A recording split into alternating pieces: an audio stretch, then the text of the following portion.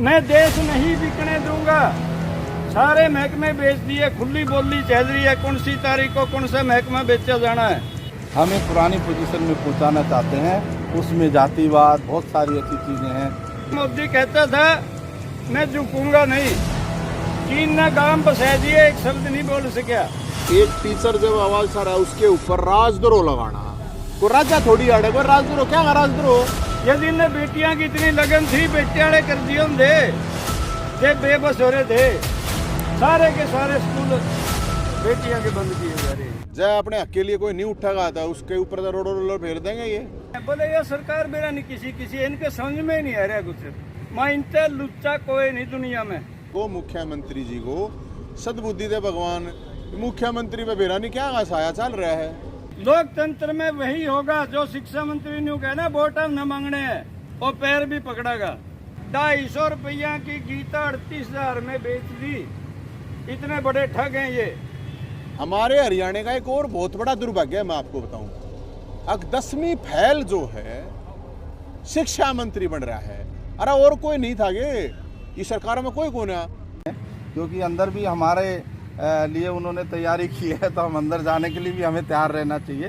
इसलिए ये जो पूरी व्यवस्था है इसको बदलने के लिए हमें संघर्षरत रहना चाहिए, लोगों को एजुकेट करना चाहिए।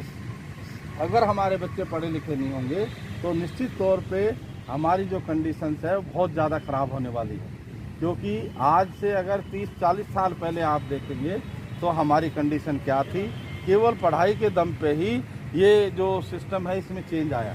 तो ये उस सिस्टम का जो चेंज है उसको वापस रिस्टोर करना चाहते हैं, हमें पुरानी पोजीशन में पहुंचाना चाहते हैं। उसमें जातिवाद बहुत सारी ऐसी चीज़ें हैं जो उसको मिक्स करके और एक जाति को दूसरी जाति से सुपीरियर बताते हैं, दूसरी जाति के खिलाफ उसको भड़काते हैं।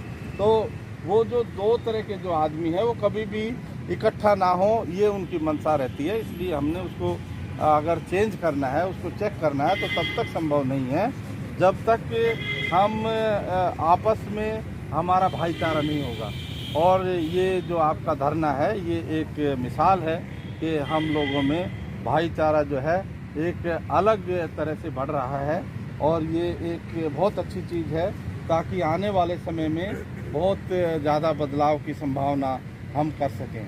क्योंकि जो राजनीति में जो लोग होते हैं वो समाज का जो सिस्टम है उससे चलते हैं, और आज जो राजनीति में जो लोग हैं उन्होंने जो समाज निर्माण जो करना चाहते हैं वो बिना तोड़ फोड़ के संभव नहीं है। उसको चेंज करने के लिए हम लोगों को संगठित होने के लिए आपस में हमें एजुकेट करना चाहिए, सबको हमारे जो मापदंड हैं उसको समझाना चाहिए। क्योंकि हर चीज़ में हम एक तरह के भी नहीं हो सकते। कुछ ऐसी चीज़ें होती हैं जहां हमारी सोच कमज़ोर हो सकती है, हमारी अंडरस्टैंडिंग जो है वो वीक हो सकती है, तो भी हमें आपस में उसको कोऑर्डिनेट करके उसको आगे बढ़ाना चाहिए। मैं आप लोगों का शुक्रगुजार हूं कि आप लोगों ने मुझे यहाँ बोलने का मौका दिया, और मुझे 2-3 दिन से मैं सोच रहा था आने की, पर हमारी व्यस्तता कोर्ट जब फंक्शन करती है तो वो अलग तरह की होती है, तो इसलिए मैंने सोचा कि भाई जब आपका 2 तारीख तक है तो मैं 2 को ही मुझे जाना चाहिए। 34 साल के इतिहास में और उससे पहले के भी जो हमने इतिहास देखे हैं, भले ये करनाल का हिस्सा था, कुरुक्षेत्र का हिस्सा था, बड़े आंदोलनों की शुरुआत हमेशा कैथल से हुई है। चाहे वो कर्मचारी आंदोलन रहे हैं, चाहे वो किसान आंदोलन रहे हैं, चाहे वो मजदूरों के आंदोलन रहे हैं, और चाहे जनसंगठनों के आंदोलन रहे हैं, रैलियां जींद में होती रही है। हमारे ये जो 2 जिले नजदीक के हैं उनका आपसी लगाव इस रूप में है, और आपने जो उदाहरण पेश किया इस एकता का, हम ये चाहते हैं कि ये संदेश पूरे हरियाणा में जाए। सबसे पहला अपना घर मजबूत होना जरूरी है साथियों। रही बात जो है 16 तारीख की पेश की है बात साथी ने,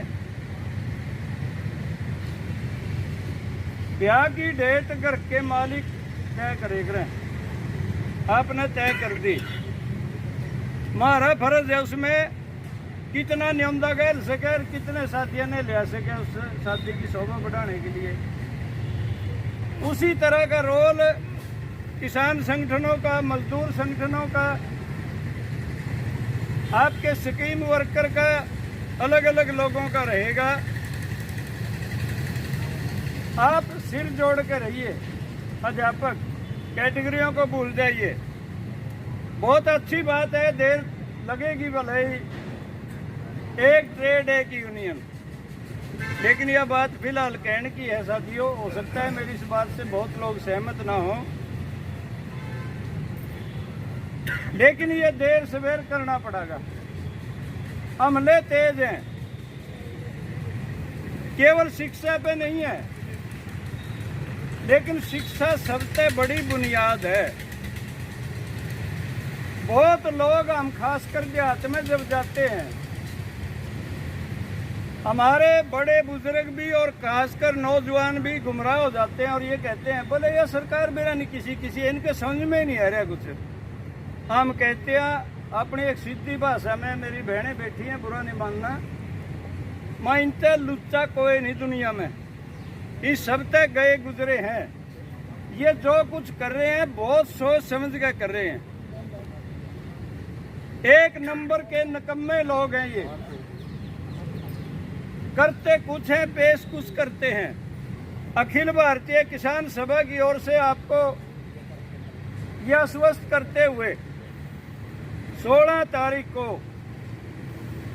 अच्छी बड़ी संख्या में न केवल कैथल के बल्कि पड़ोसी जिलों से भी हम साथियों को बुलाएंगे और एक जबरदस्त प्रदर्शन, जैसा कैथल का इतिहास रहा है, उस इतिहास को और उस विरासत को बरकरार रखते हुए